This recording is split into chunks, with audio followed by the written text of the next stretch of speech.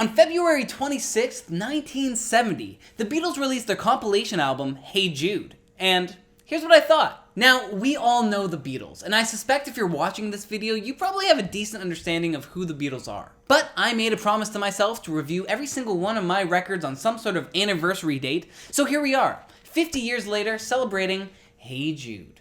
Now, when Hey Jude was released, most of the other Beatle albums were already released, and the Beatles themselves were kind of on the fritz of breaking up. Let It Be was going to be released a few months later, but really Abbey Road, which was the last record that the Beatles all kind of recorded together, was already out. So Hey Jude acts as a compilation album for B-sides and non-album singles. They were just kind of grouped together years later. But with that being said, it does look at the evolution of the Beatles in a short and fun way a lot of other compilations can't do in such a short runtime.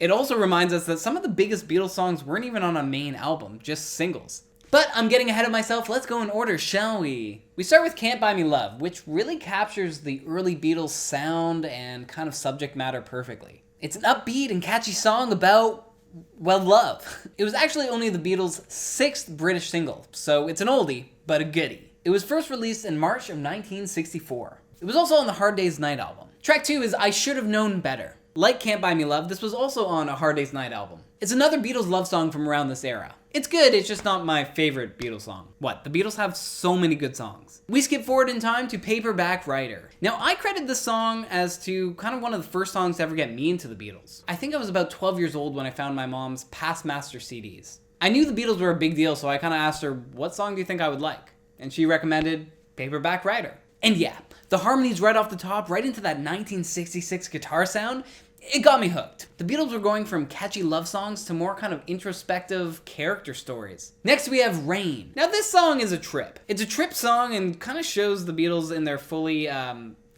influenced period. They were starting to get real experimental around this time. The song actually has one of the first examples of backmasking, which is a recording which is played backwards on the recording. You can hear John sing a little bit of backwards text near the end of the song. Next we have Lady Madonna, a classic. I mean, the piano ragtime feel to it is such an earworm. It's another little character piece, it's great. Next we have Revolution, and this is the version that was the B-side to the Hey Jude single. This is a very straightforward kind of rock and roll blues song with heavy distorted guitars. You really can't beat this song in terms of Beatles rock. I mean, maybe Helter Skelter. On to the B-side. Hey Jude. This is the classic. This album was the first time that song was ever on a full album. Before that, it was just a single. The song is about Julian Lennon. Paul wrote the song for John's son, and it now has become a sing-song classic. Truly one of the best Beatles songs. It's essential to their catalog. I have nothing else to say. Go listen to it. Then we have Old Brown Shoe. I can't say I really like this one. I'm sorry, George. Next is Don't Let Me Down. Now every time I hear this song, I can just see the Beatles singing it on the rooftop concert, you know?